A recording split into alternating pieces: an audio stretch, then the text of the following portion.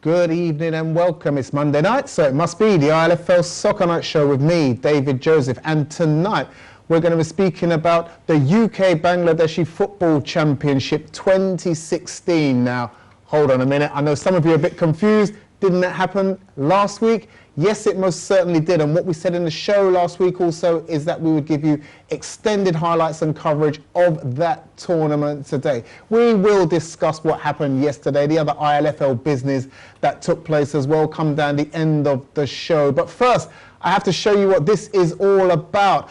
8 days ago, we all took ourselves off up to Birmingham to watch what was happening in the UK BFC. All the teams got gathered from around the country and took part in what was a great day of football. Can you see yourself on TV?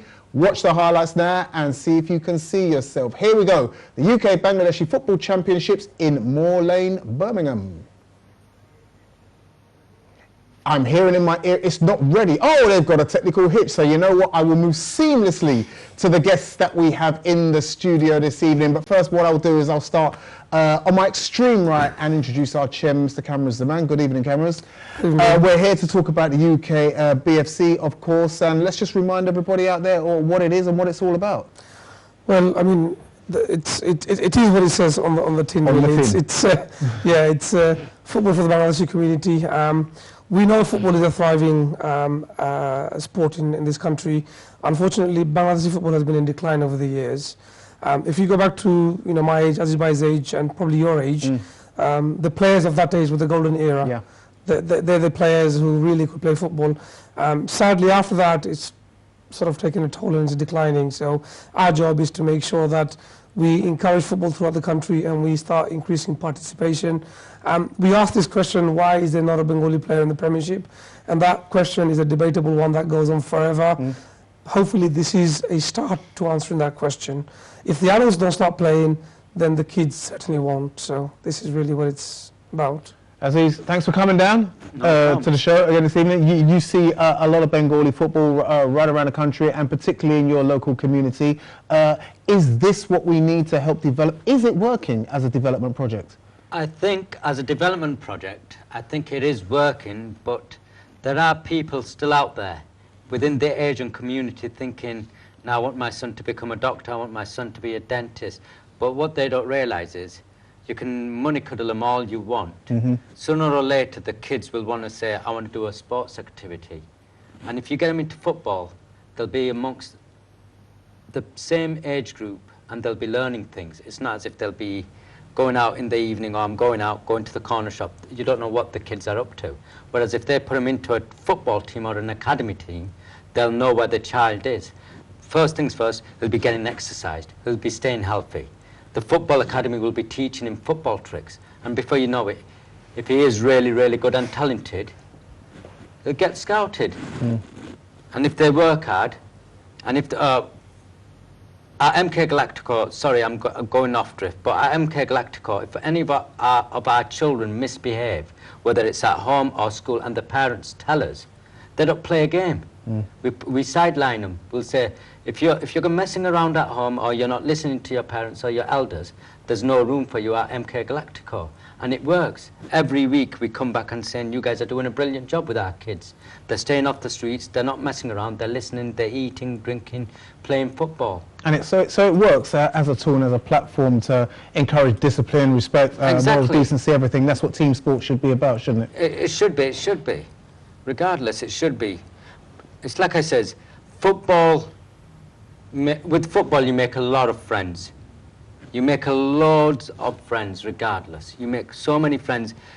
And your enterprise goes beyond the area you play in because you make contacts all over the country.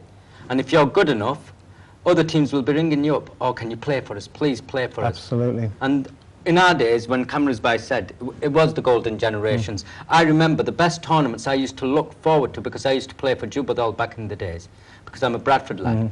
And the two tournaments I used to love going to, I used to always make sure my calendar was free, was the Milton Keynes MK Durbar tournament and the Shahjalal Unity Cup, which was in Oldham. Those two were competitive. But now, London's just booming with talent. It is, and we'll talk about why maybe that's happening in a little while, because there were no less than 4 London teams taking part in the tournament this year alone. The footage is ready for you to see for yourself. Here is everybody coming from all around the country to take part in what is the UK BFC tournament. Let's run the VT now.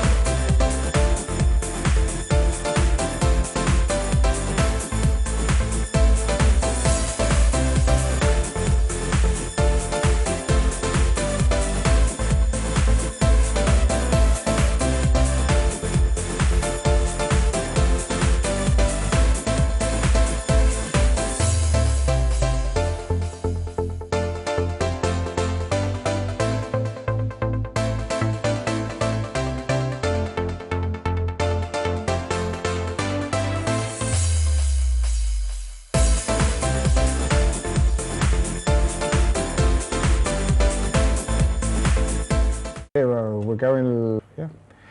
There you go. Apologies for the cameraman falling over at the end there, but I'm sure you know, many of you saw yourselves doing your best to enjoy yourselves and play good football as it was there up in Birmingham Moorland. Rahat, I'm going to turn to you because you took part. You played as a tournament. How was it for you? I was superb from the start to the end. I mean, it was a fantastic day out. The weather was holding up. It did. 16 competitive teams from all over the country. There was a lot of hype before the tournament. Myself as a player really enjoyed it because I met loads of new faces, loads of new teams. It was so well organised, and the quality of the football was really good as well, and loads of tight games. So all in all, great day out for all the lads and everyone involved behind the scenes getting it together. I know I have to ask because we say the same thing. Well, we've said it over the last couple of years, but is the sense of community still there? Where you go out there and you find you can speak to everybody as if, you know, they've been your brother, your friend for a while and everything. Is still that there? Do you know, we were discussing this the other day. I mean, our squad that we took from Hawk and Eagle, obviously a newly formed team for this particular tournament. Loads of new faces, loads of new talented players from all over East End and Essex. They got along like they've known each other for like years, you know, and this is the first time they've met. And also that reflected on the pitch exactly the same way, where there was loads of 1-2 passing going on between players that had an understanding, and you thought they were playing for ages, you know, in the league beforehand, but they weren't. Tell me about the contribution of this man to your left. Okay, so this is Macball. He's part of our management committee behind Hawk and Eagle, and also our goalkeeper for the team at the UKBFC and the Vets team. Right, so you're the goalkeeper. The way it was said there by Rahat is almost like you're the reluctant goalkeeper and you just drew the short straw. But how has it been? Obviously, as part of the management team, we speak to cameras, we've spoken to other members of that team. How is it going in getting the whole thing together? Because you guys had quite a successful tournament. Yeah, we did. We got to the semi-final, which was very nice, and the organisation, I mean, we had to organise things for weeks. Everyone worked really hard getting all the players ready, a couple of friendlies beforehand, and just travelling. Everything was really, really nicely organised. Enjoyed the whole day. Unfortunately, I'm injured, still injured, so I couldn't take part. But as a supporter's point of view, I've enjoyed every single match. I even went round the pitches to see other teams and everything. The whole atmosphere was fantastic. It was good. And every single team, I mean, played really, really well. Very close matches. There wasn't, you know, not a single match like over 4 goals and things like that. It was really, really tight, and few nil-nils as well. And the whole atmosphere was fantastic. We saw a lot of children, you know, parents bringing kids to there was that as well. That was really, really nice. It is good, and like I said, thank you to the whole of Shapler League. Of course, MK Galacticos and ILFL played their part, but to Shapler for organising and allowing the whole community to come and get involved, come and support their teams, and the pleasant atmosphere that there was over there at Moor Lane. We're going to show you some more in the second section of the show. Like we said, 4 teams did eventually come out of the groups and make it into the semi-finals, and if you were one of those teams, we've got highlights of your semi-finals coming up in the second segment of this, the ILFL Soccer Night Show UK BFC special. We'll be right back after this short break.